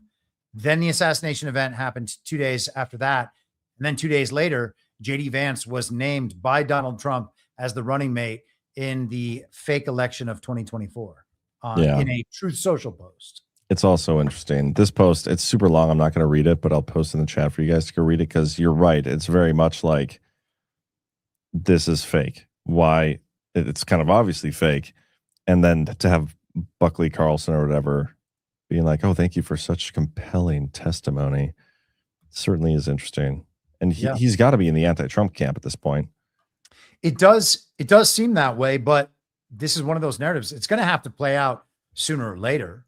I mean, the second Trump assassination event actually had nothing at all aside from a story. It was only a story. Yeah. And that guy's already been put to jail for life, hasn't he? And we haven't gotten to the bottom of anything with the first one. Yeah, sure. But what does it even mean that guy had some trial and is now in prison? Is that even a real person? His son didn't seem to know him in the reporting right after that incident. And Thomas Matthew Crooks's parents didn't seem to know him either. Yeah, it's also weird. It's also fucking weird, man. It is weird, except for the fact that it is all happening on a different layer of reality, and it is all broadcast to us on the television and online. And we have a very retarded relationship with our screens. Yeah, the more I think about it, there are just so many stories that we have no like narrative conclusion to, and everybody's just like totally okay with that. Like there are so many things that I wouldn't say they're okay with it. It just moves on too quickly. None of them can ever come to conclusions. And part of that's because most of them are fictional. Like I remember people are okay with that though. I don't even know what it means to be okay with it. They just don't care. They care a lot for a few days because they think that they can win arguments online on the basis of having the right take about these stories. And then that happens with a different story the next day and a different story the next day after that. And a few weeks later, nobody cares about the thing before. They just go back and look at people's tweets so that they can prove that they were wrong back then. They care because it's the clicks. They only care what's going to get the most clicks. And new is always more fun to click on, I guess. Have any stories been resolved? For clicks. What? I said, have any stories been resolved? Like, and I'm not trying to put you on the spot, but are there any? Yeah, I don't know. I would say none. Well, it depends. It kind of goes back to our conversation earlier about like, when are we going to get resolution on some of the Russiagate stuff? But your point is kind of, well, we have enough to already have it resolved. It's just whether or not, or we're not willing to like accept that. We're waiting for the mainstream people to be the ones to resolve it. And that's very true, because I think that's what a lot of people, sometimes probably even including myself, are like waiting on, even though I want to tell myself that's not true. But yeah, maybe it is. I don't know. But yeah, it's all these stories. Yeah. None of them are resolved. Going back decades. And the shitty thing about not being able to know one way or the other about most of this stuff is that like this is how we've been conditioned to understand the outside world. Well, if you eventually realize that the way we've been conditioned to understand the outside world is insufficient and can't really give us a good understanding of the outside world, well, you got to kind of check out on some level to some of that stuff and focus on a more localized reality. Do you think it's a cultural thing that we're just so like, no, but it's very rare for people to actually want the truth. Like we talk about this at Badlands, like we're just trying to pursue the truth. We went through this whole phase where, right when Trump got inaugurated and started filling out his cabinet, and we still remain critical and like kind of on this path of truth. And a lot of the cheerleaders were giving us shit, and a lot of the doomers were giving us shit, and we were just like kind of trying to figure out what's going on in the middle. Mm-hmm. And we continue down that path, and it seems like I feel like we're not getting. Maybe it's just I don't see it as much, but it feels like we're not getting as much hate as we used to. But still, it just seems like so many people, they don't actually care about the truth, and I don't know what it's going to take to change that. Like, is it a cultural issue? Is it a spiritual issue? Spiritual, probably. Yeah. Yeah. And I mean, it's definitely cultural. And I think that the cultural communications channels are what kind of provokes and, I don't know, keeps alive that spiritual issue. Yeah. We've become obsessed with the state as the replacement for God. And we've idolized celebrities and politicians and the experts and the rest of it. I mean, these are all biblical sins that we are engaged in when we are interacting with a lot of these layers of what we believe the outside world is as communicated by these screens. The idea that we could know all this stuff in the first place is some sort of hubris just on its own. Yeah. Do you think it's the technology stuff too that's kind of leading to this? Because thinking about it, back in the 70s and 80s, if like all these scandals went down, like the Russiagate and the impeachment hoax and all that stuff, like there's not a single person they would read the newspaper and be like, oh, that's some really bad shit that happened. Wow. But they wouldn't be having access to the documents and going through it and everything. Like, so is technology part of the problem? Almost definitely, certainly. I mean, it's definitely got roles. We could spend hours just trying to figure out all the different layers of that. But the access to information, you could argue that it does both things, though. It makes it harder for them to successfully tell their stories because people are able to get in on a more, what seems to be a more ground level of details.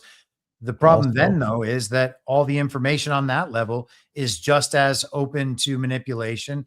And if all the centers of power that would influence, like the Russiagate thing, for instance, if we know that the FBI is captured, and we know that like the people that hold the documents are captured, and we know the CIA is captured, and we know that the political parties are captured, you go far enough, and the media, and you go far enough down that list of all these captured entities that are relaying this story. Well, we could get all the best information from all of those, and it could still all be bullshit.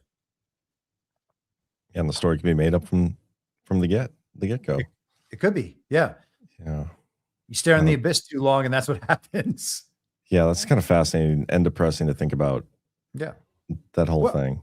It doesn't have to be depressing, though. I don't know. This is something I think about a lot. I don't think that knowing a lot about politics is like a necessary part of human existence. No, that's not the depressing part to me. It's And by the way, I'm not depressed at all. Like, I'm super happy, I love life, love my friends. I'm not suicidal. Not suicidal. I'm good. I'm just saying, like, the depressing thought for me is like the how many just gullible, stupid people there are out there. Like, I hate to say that, but there's just so many out there. And me thinking about what it would take to get over whatever this hump is, and just looking at, we need to get these retards to the top of this hill and then somehow get them to like tip over the other side and roll down. And that just sometimes seems insurmountable, you know? Like, we got such a good base here, Badlands. We're on the top of the hill where maybe we just roll down by ourselves and live good lives on the other side and let everybody else fuck them. But, well, Elon Musk says you're going to have universal high income. Dude, again. So you can have a penthouse if you want it. You think Oprah was cool when she was giving away cars? Elon is giving away penthouses. Yeah, I was told, I read a Twitter post that I don't even understand what superabundance really means. Like, I don't even understand what it's going to be like for all the robots to be doing all the things for me, and for everybody, that we're all just going to be so fucking rich. It's not even going to matter. Tech utopia. Insanity. Yeah. Insanity. You thought culture was bad now. Wait till then. Shit. Anyway, how about we go through some rants and boosts? And I did not pull up that outro video that you had sent over. Oh, yeah. But if you maybe want to get that pulled up, that'd be cool. Real quick, guys. Last weekend, last time Chris and I did a show, it was unfortunately with Bernie Bright, but it was live, fortunately, from the Power Hour stage at Nashville Guard. It was awesome. We had such a great crowd. So much fun. It was probably the most packed I've seen one of those live Power Hour crowds at one of those events. Pretty sure like everybody who had a ticket to the event was at the after hours party, which was awesome. But we're gearing up for our next event already. Tickets are on sale for the Deadwood GART, which is going to be June 25th through the 28th, Deadwood, South Dakota. It's my favorite place in the world. I would highly encourage you guys to get tickets. I love all the GARTs. They're all great for their own reasons, but Deadwood just seems to hit the spot. It's just awesome. So get your tickets, guys. Come hang out with us. We're trying to get to apply to host a Freedom 250 event there as well during the GART. I don't know if we have a chance to get approved as a host site, but if we do, it can make it even extra special. So maybe we'll do some sort of reenactment of something really cool. I don't know. I don't know what we're supposed to do, or just do a storytelling, a reading. Well, yeah, we could ask the Deadwood tintype photograph shop if we could borrow all of their costumes for the day. Oh, that would be awesome. That is such a good idea. Oh man, that was not intended to be a good idea. That was a great idea. Holy shit, that would be so funny. That'd be so fun if we got approved to all pretend we're from the founding era. Except I don't think they had much founding stuff. They had a lot of Confederate stuff though. True. We could probably make it work. Anyway, get your tickets, guys. Badlandsmedia.tv/events. Boost, we got 1027 JS says for $20, Wild Win. And yes, they sure did. And boy, was it fantastic to see. Also, Liberty 2112 says 1 Corinthians 1:19. For it is written, I will destroy the wisdom of the wise, the intelligence of the intelligence I will frustrate. And it says discombobulated. I kind of love that. It's the Bible verse of the discombobulator. Pretty cool. Susie Q 1123 for the whole company, left $35. Thank you for all you do. I think that's all of those. And then a couple of rants here. John, the great Esther sent me one of those posts explaining what Elon Musk means by superabundance. I put it in the chat there. I think this was the post that I was talking about, where it said that it told me that I didn't know what superabundance meant. Yeah, this is it. 99% of people really do not understand abundance as Elon describes it. And I'm one of those 99%. The fundamental reason is they don't understand compound growth. Same people who would probably pick $1 million today over a penny that doubles in value every 30 days. And see, that's where they get me wrong, because I've seen that trick before. I've seen that video. Yeah. I would definitely pick the penny every single time. It's a bad choice, by the way. You lose out on millions. Imagine if that doubling object was a labor-producing robot instead of a penny. Compounding labor. It's actually crazy if you try to wrap your mind around it. So Elon mentions universal high income, and the midwits flip a lid. The elites won't share. You don't get it. They won't need to share. They will make everything so cheap, it is effectively free. Because I have known that the elites, they like love putting shit out for free. They do that all the time. Mm-hmm. So they'll definitely do that. Charities will have immense resources to distribute. Unfathomable intelligence will exist to help optimize production and distribution. An unfathomably large labor pool will exist that operates on solar power exclusively. The public work projects that are erected will be unseen before levels of breathtaking. I think we are incredibly blessed to steward this new age of abundance. Can you see it now? Can you see the future? Not really. Yeah, Not based on that post. That is so much groveling. It is unbelievable. Yeah, but you gotta retweet out of it. What was that? That was odd. My audio, I was trying to get it to stop and it wouldn't stop. It's probably the case. I haven't been on a plantation during slavery, but I imagine that the slaves weren't buying stuff there. So it really is just a matter of perspective on they did get free food and housing. Yeah. There's that superabundance, Chris. You don't understand. You're just not smart enough to understand. You're part of the 99%. I know. It seems like they're trying to just bribe us for 5 or 10 years. And during those years that we live in superabundance, they will finish putting the rest of their control infrastructure in place. And then at that point, maybe the superabundance might run out. You know, that's probably a good sign, though, that they're to the point where they have to try to bribe us instead of like trying to pull one over on us and do it like subtly through all these other means and doing all this bad stuff. Like, hey, just fucking shut up for a little bit. We'll give you a bunch of money. Let us do our thing. I think that's actually like a really important dynamic that we don't pay enough attention to, because we think it's like, oh, we're going to take down like their whole power structure and replace it. It's on a continuum. The idea is that we take power away from it and like take power from this side, put it on this side. We kind of talked about that at GART, but the people who are in control of these systems want to maintain control of these systems. And if their control is attacked and leverage goes to the attackers at some point, they're not just going to allow themselves to be totally defeated. They're going to try to negotiate a soft landing for themselves. So there are ways that we can extract power back from that system and make people's lives much better. And that might be where we're headed on all this, which is not an argument that we should compromise or that we should work toward compromises.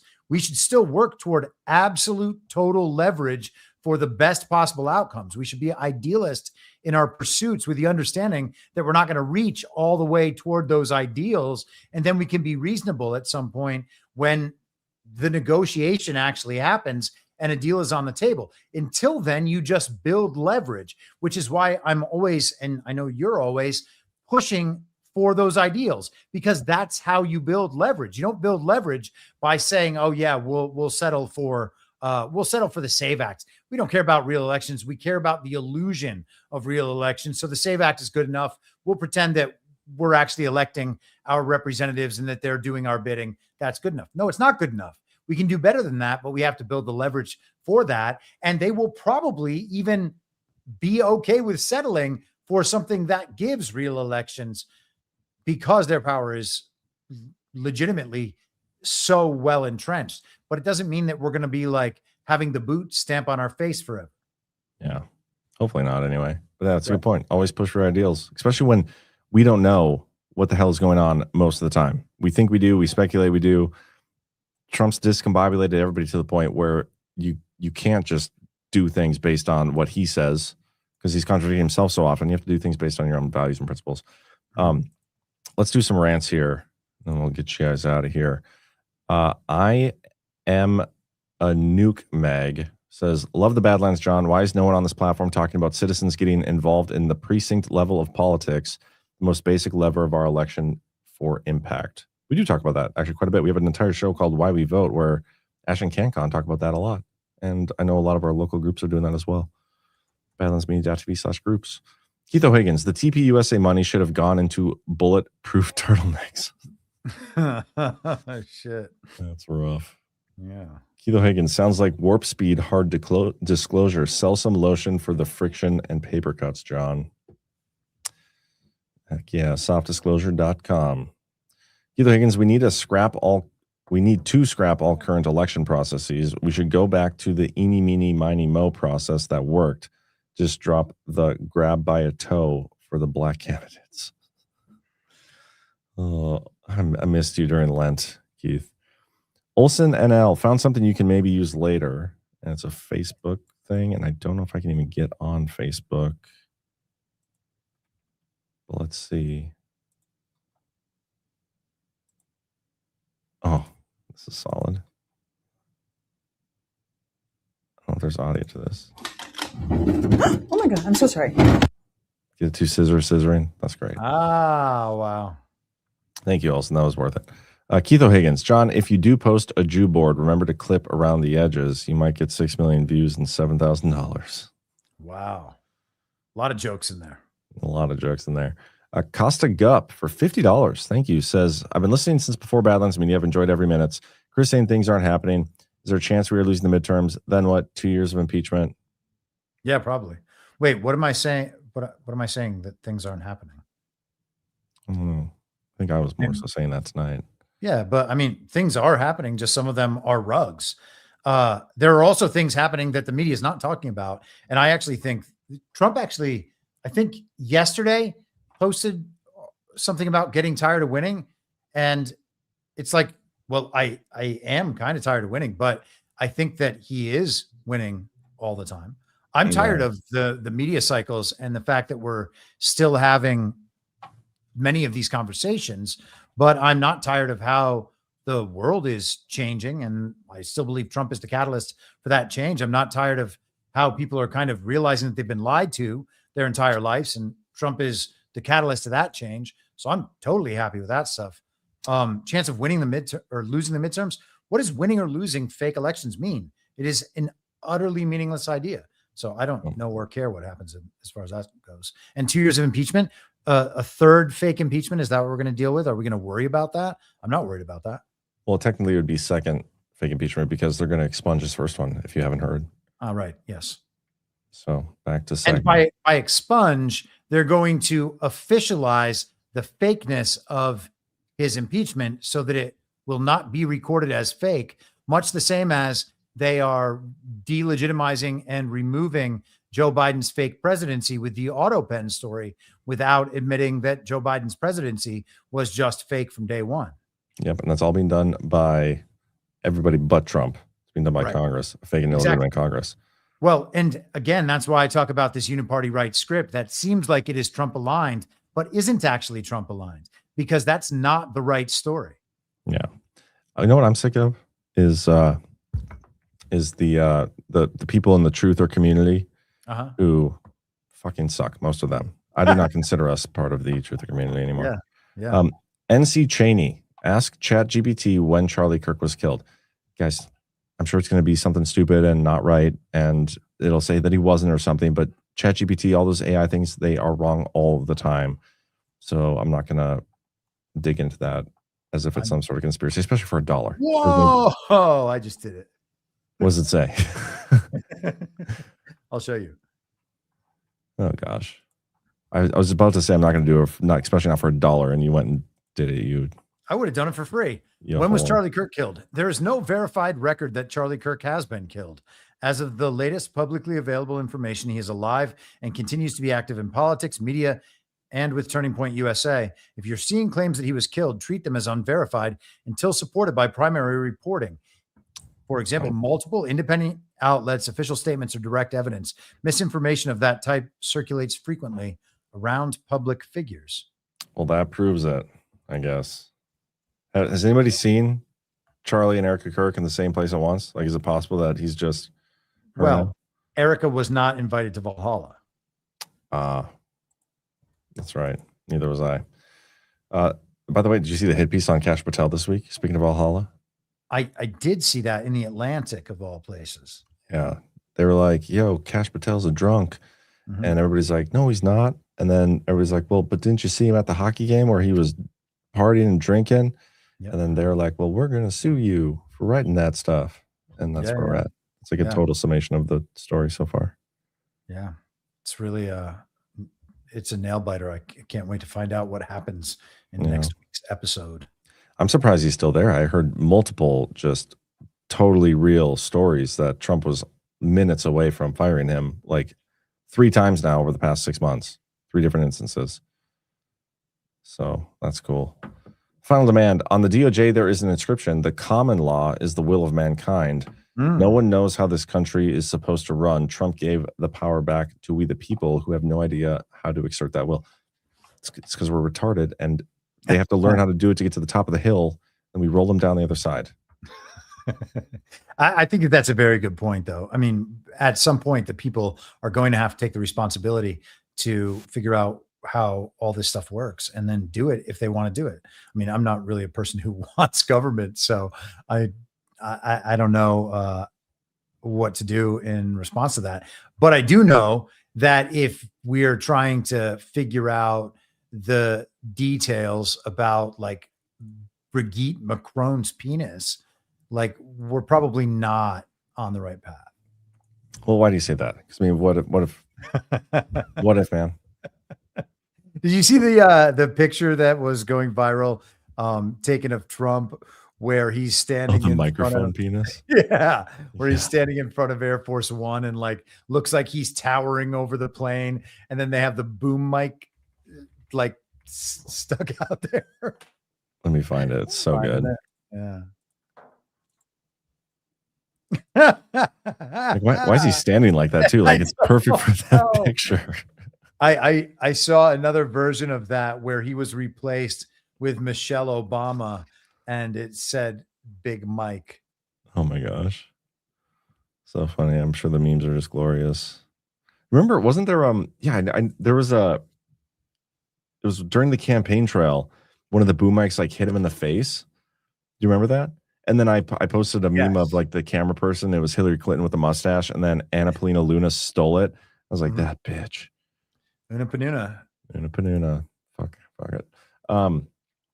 There's one more thing I was gonna show. Oh, my favorite thing from this week, probably not my favorite, but one of my favorites, is the day after tax day when everybody's like, "Oh, everybody, it's so awesome to pay taxes. Everybody pay taxes. Everybody loves it. All these things." Trump's is like, the tax policies are so wrong. Talking about how awful Mondani's tax shit is, but yet everybody went and paid their taxes like good little slaves they are.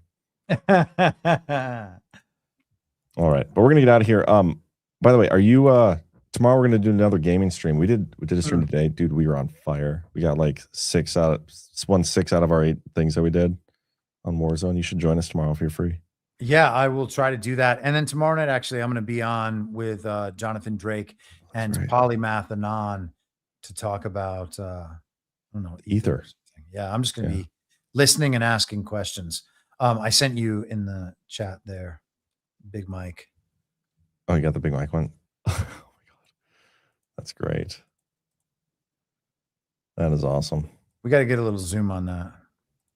Can you? There you go. I can open image in a new tab and get real zoomed in. Oh yeah, that's a big one.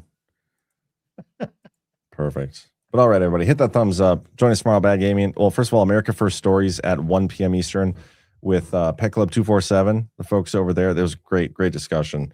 I'd highly encourage you to tune into that. And then right afterwards, we'll be doing some Bad Gaming. I think Zach will be down. Probably have DJ on again. If Chris joins, we'll have him there. Otherwise, got a couple other people that have been streaming with us. It's fun to just mess around and shoot computers and other people sometimes. But yeah, with that, Chris, as always, it's been a pleasure. Thanks, chat. We're going to get out of here with this video. The truest words was from Nietzsche when he said that any man who knows too much can't fit in anywhere. And that's a curse of awareness.